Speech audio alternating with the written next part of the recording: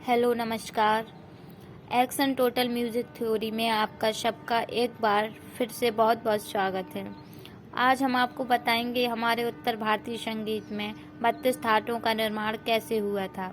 कई बार स्टूडेंट पूछते हैं कि जब हम किताबों में देखते हैं तो 32 थाट वो हैं, कैसे बने थे, उनका रीज़न क्या था। एक्चुअली थाट जो 72 होते हैं पर वो हमारे उत्तर भारतीय संगीत में प्रयोग नहीं होते, वो दक्षिण भारतीय संगीत में प्रयोग होते हैं। तो उन 72 थाटों में से 32 थाट जो थे उनका निर्माण किस प्रकार हमारे उत्तर भारतीय में किया गया था। उन 32 थाटों में 10 थाट माननीय भातखंडे जी ने निकाले थे, जिनसे हमारे जो हैं उत्तरी भारतीय संगीत गायकी का चलन होता है। तो आइए शुरू करते हैं। अगर आपने चैनल को सब्सक्राइब नहीं किया है तो ज़रूर कर लीजिए, बेल आइकन ज़रूर दबाइए ताकि हर वीडियो और आप उसे देखकर प्रैक्टिस करते रहें। आइए बताते हैं आपको 32 थाट कैसे बनते हैं। उत्तर भारतीय संगीत में मेल या थाट में किसी स्वर के दो रूप एक साथ लेना वर्जित है तथा दक्षिण में ऐसा नहीं है। यही कारण है कि दक्षिण भारतीय संगीत में मेलों की संख्या गणित द्वारा 72 निर्धारित की गई है तथा हिंदुस्तानी संगीत में मेलों की संख्या अधिक से अधिक 32 थाट बन सकती है। एक स्थान में 12 स्वर हैं जो इस प्रकार हैं हमारे शा, कोमल रे, शुद्ध रे, कोमल गा, शुद्ध गा, शुद्ध मा, तीव्र मा, शुद्ध पा, कोमल धा, शुद्ध धा, कोमल नी, शुद्ध नी हैं। इन स्वरों में यदि तीव्र मध्यम हटाकर तार सप्तक का सा जोड़ दिया जाए तो हमारे स्वर इस प्रकार हो जाएंगे। शा, कोमल रे, शुद्ध रे, कोमल गा, शुद्ध मा, शुद्ध पा, कोमल धा, शुद्ध धा, कोमल नी, शुद्ध नी, तार सप्तक का सा भी जुड़ जाएगा। तो हमारे कितने स्वर हो गए? 1 2 3 4 5 6 7 8 9 10 11 12 ये स्वर समूह हमारे सामने आते हैं। अब इसे दो भागों में विभक्त करने से प्रत्येक भाग में 6 स्वर आएंगे। अच्छा, हम सा क्यों जोड़ते हैं? सा हम इसलिए जोड़ते हैं कि जब हम किसी भी अलंकार सरगम का प्रैक्टिस करते हैं तो ताल का भी एक ध्यान रखना होता है, क्योंकि दोनों मध्यम तो प्रयोग कर नहीं सकते। इसलिए एक मध्यम को हटा देंगे तो स्वर 11 ही बचेंगे। इसलिए हम तार सप्तक का सा जोड़ देंगे, फिर स्वर 12 बन जाएंगे।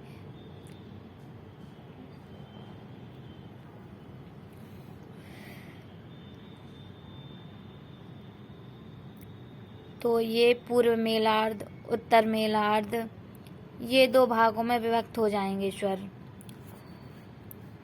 पूर्व मेलार्ध वह होता है जो पा के पहले आए स्वर, वो पूर्व मेलार्ध में आता है। मतलब जो पहले का हो। पूर्व का मतलब है पहला, तो पा के पहले जो स्वर आते हैं तो वो पूर्व मेलार्ध में होते हैं। उत्तर मेलार्ध का मतलब है बाद का, तो जो पा के बाद आने वाले स्वर को उत्तर मेलार्ध कहते हैं। अब प्रत्येक मेलार्ध से ऐसे स्वर समूहों की रचना करेंगे कि प्रत्येक स्वर समूह में 4 स्वर क्रम से हों, क्योंकि ये थाट का नियम है।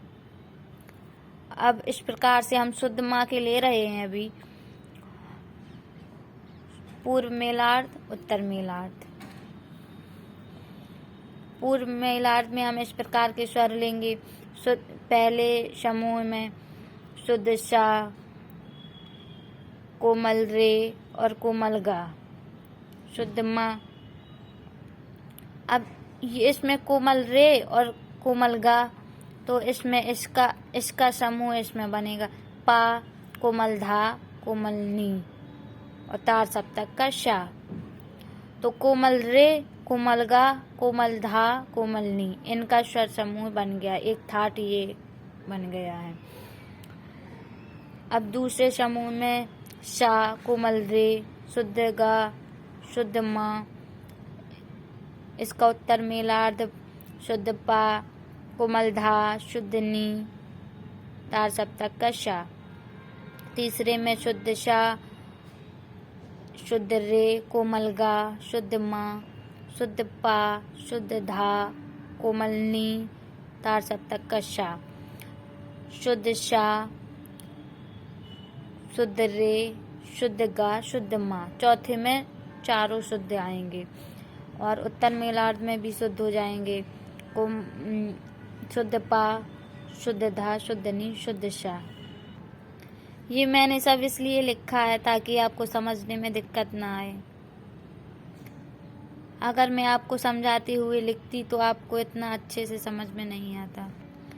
इस प्रकार मेलार्ध व उत्तर मेलार्ध को क्रमशः बारी बारी जोड़ने पर 4 गुणे 4 बराबर 16 थाट बनेंगे। मतलब जो एक स्वर समूह है इसका ये प्रत्येक उत्तर मेलार्ध से जोड़ेंगे। इसके 4 स्वर समूह बनेंगे, इस प्रकार से बनेंगे। इसका मेल इसमें करेंगे, इस प्रकार करेंगे, इस प्रकार। तो एक के 4 स्वर समूह बने हैं, तो 4 स्वर समूह बन गए हैं, तो प्रत्येक के 4 बनेंगे, तो 4 इसके 4 बनेंगे।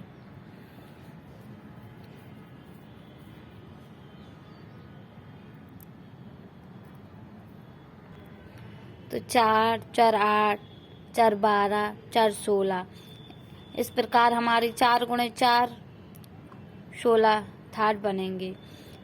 इस थाटों में शुद्ध माँ का प्रयोग किया गया है। इस थाट में अभी शुद्ध माँ का प्रयोग किया है हमने। इसी प्रकार अब 32 थाट बनाने थे तो 16 बन चुके हैं। इसी प्रकार अब तीव्र माँ जो था, तीव्र माँ हमारा जो था, तीव्र माँ शुद्ध माँ की जगह पर रखने से 16 और थाट उत्पन्न हो जाएंगे। जो इस शुद्ध माँ की जगह पर यहाँ पर तीव्र माँ लिखने से 16 थाट उसी प्रकार जिस प्रकार शुद्ध माँ लगाने पर हुए हैं 16 थाट उत्पन्न, उसी प्रकार हमारे तीव्र माँ लगाने पर भी 16 होंगे, इस प्रकार होंगे। इसका मिलान करेंगे तो इस प्रकार आ जाएंगे हमारे 16 थाट। तो 16 गुणे 16 बराबर 32, इस प्रकार से हमारे 32 थाट उत्पन्न हो गए हैं। ये जो स्वर समूह हैं इनमें भी थाट उत्पन्न हो रहे हैं, जैसे कि इसमें कोमल रे है, इसमें कोमल गा है और इसमें कोमल धा है, कोमल नी है। तो ये कौन सा थाट हो गया? ये भैरवी थाट हो गया। और इसमें कोमल रे है और इसमें कोमल धा है, तो ये कौन? भैरव, ये भैरव हो गया। और इसमें कोमल गा है, इसमें कोमल नी है, तो ये काफी थाट का हो गया। और इसमें शुद्ध है तो ये बिलावल हो गया। इस नियम से 72 थाटों मेलों की रचना हुई है। दक्षिण संगीत 72 संख्या इसलिए अधिक है क्योंकि वहाँ पर एक स्वर के 2 रूप लिखे जा सकते हैं। भातखंडे जी ने वेंकटमखी से 72 मेलों से पहले 39 मेलों को अलग किया जिनमें एक स्वर के 2 रूप थे। हाँ, तो जो वेंकटमखी जी थे, वेंकटमखी मतलब जो दक्षिण भारतीय संगीत के उस्ताद थे उनका नाम था वेंकटमखी। तो जो 40 मेल थाट निकाले थे उनमें बहुत सारे स्वर ऐसे थे जिनमें संवादहीन, जैसे हम गायकी करते हैं उन स्वरों को लेंगे तो ऑटोमेटिक बेसुरा हो जाएगा। तो उसे संवादहीन कहते हैं। तो कहाँ थे हम? 40 मेलों से अलग किया जिनमें एक स्वर के 2 रूप थे। शेष बचे 32 मेलों में नियम के अनुसार उन मेलों का निराकरण किया जिनमें कोई न कोई स्वर संवादहीन था। संवादहीन मतलब जो 40 ठाट निकाले थे।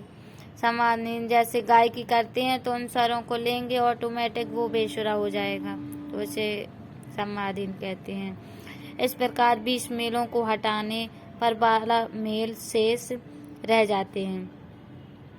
उन 12 मेलों में से 2 मेल ऐसे हैं जिनमें हिंदुस्तानी पद्धति के एक नियम अनुसार तीव्र मध्यम के साथ शुद्ध निषाद का प्रयोग नहीं होता, अथवा तीव्र म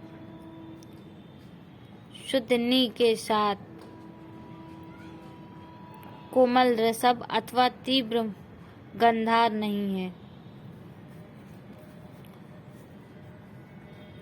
शुद्ध नी के साथ के कोमल ऋषभ अथवा में तीव्र गंधार नहीं है। अतः इन 2 मेलों का भी निराकरण किया, इनका भी निराकरण किया जैसे यहाँ किया था। तो इस प्रकार से हमारे 10 ठाट हो गए थे। तो इस प्रकार हमारे 32 ठाट उत्पन्न हो गए हैं। मैं आपसे फिर से कहूँगी, अगर कुछ डाउट हो तो आप मुझे कमेंट में बता सकते हैं, जिससे मैं आपका वह सॉल्यूशन भी अगली वीडियो में दे सकूँ।